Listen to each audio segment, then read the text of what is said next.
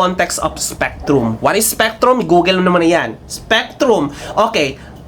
Let me relate this spectrum. What's this spectrum is all about? Okay, para better understanding. Kung pangit ka, hindi ka lang pangit talaga. It's a spectrum. Pangit, gwapo. Merong in between. Medyo pangit, pinakapangit, pangit na pangit, mukhang gagaw, lahat bago ka magiging gwapo. 'Di ba? In between. Just like you, sa content creator na 'yon, hindi ka pangit, 'di ba? Hindi ka pangit. You just have to identify saan ka belong sa spectrum na 'yon. 'Yun lang naman. Papanoorin natin tong video na to ni Ato and Friends. For some reason, habang nagkakape kasi ako dahil nakagigising ko lang, browse ako, and then I was stumbled upon this video dahil talagang bait talaga siya. It's a rage bait. Let's just go ahead and watch and give some unsolicited opinion about it. Tatlo lang ang gender sa Pilipinas. Tatlo lang. Babae, lalaki. Bading. Kahit ano pang tawag dyan, bading yan. Di ba? Kahit ano pang tawag mo dyan. Mabait ka pa nga eh. In-include mo pa nga eh. Ha? Mabait ka pa. In-include mo pa yung ano. Kasi maraming hindi mag-disagree dyan. Kasi nga, bilang tao, pre, kung gusto lang naman nilang maging belong, ibebelong natin sila. Pero hindi para mag-adjust kami dyan. Aralin nyo kasi, ganito kasi yan. Hindi. Hindi ka babae, hindi ka lalaki, bading ka. Kahit ano pang tawag mo dyan, ano ako, babae na ganito ganyan. Na basta bading ka sa paningin namin. Di ba? Bading, yun na tawag namin siya. Wala kang, hindi na para ipilit mo na, aralin nyo kasi, ganito ganyan. Yun ang hindi na, pilitan na naman. Oo, pilitan na naman. To spirit ako. Bading ka.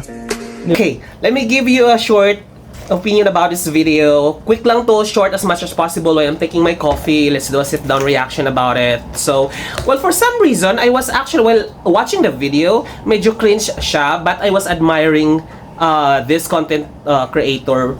Kasi nga, effective ang kanyang content dahil nga shareable siya. And it actually leads to my feed na lahat ng kasang baklaan na mga nakakapanood nito ay sinishare siya, na napunta rin sa feed ko. And then I just randomly watched the video, I was stumbled upon and decided to sit down and create an opinion about it.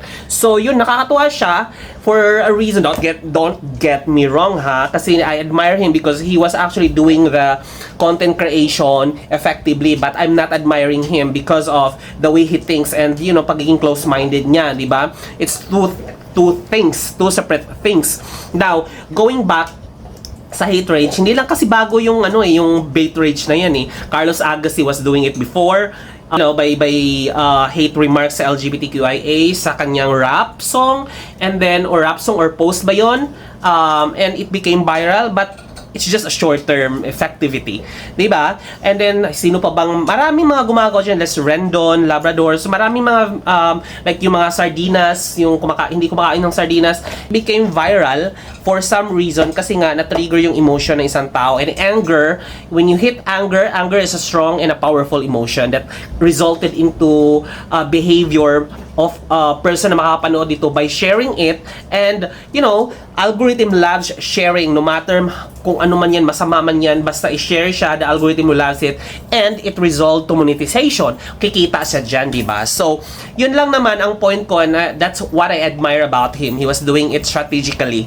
So, nothing personal about him. But in a bigger context, why it is important for us to understand and acknowledge the context of LGBTQIA at hindi lang tatlo yung concept ng LGBTQIA++++, kasi it's a spectrum, meaning hindi lang siya lalaki, babae, hindi lang siya straight at bakla. There's a lot of label in between, at yung in between na yan na LGBTQIA, BCD, FG, kung ano man yan na hindi pa na label, we have to acknowledge and be open in the future, kasi nga parami ng parami, kasi nga it's a spectrum. When it comes to a spectrum, we need to understand, and wala namang masama na magiging open ka sa idea eh. And not necessarily that you have to accept it. Kung close-minded ka naman talaga, you don't need to accept it, but you just need to listen and have the information for your future reference. Kasi at the end of the day, what if close-minded ka tapos magkakaanak in the future ng LGBTQIA? Ano yun? Susuntukin mo dahil ganun nga yung identity nila, di ba? By inclusivity and diversity, it's also the result of a better understanding those label, especially sa corporate setting. sa mga companies. If you're hiring just lalaki, babae, and you discriminate the LGBTQIA, your idea and the productivity of your company is only limited sa pagiging lalaki at babae. But you hired, if you're inclusive, you are diverse people sa loob ng kumpanya, the ideas are unlimited. The productivity became more effective and efficient. That's what I'm telling you. That's why inclusivity and diversity sa isang company or even sa society, if we acknowledge them na hindi lang tayo stereotype na ang paglalaki ka, ikaw yung tatrabaho. Pag babae ka, ikaw yung nasa bahay. Pag bakla ka, it might be you are an entertainer or you're a comedian or makeup, sa parlor. Those are stereotyping na pangluma na, ma'am, 'di ba? Yung utak niya kasi pangluma na. So we have to be more effective dahil the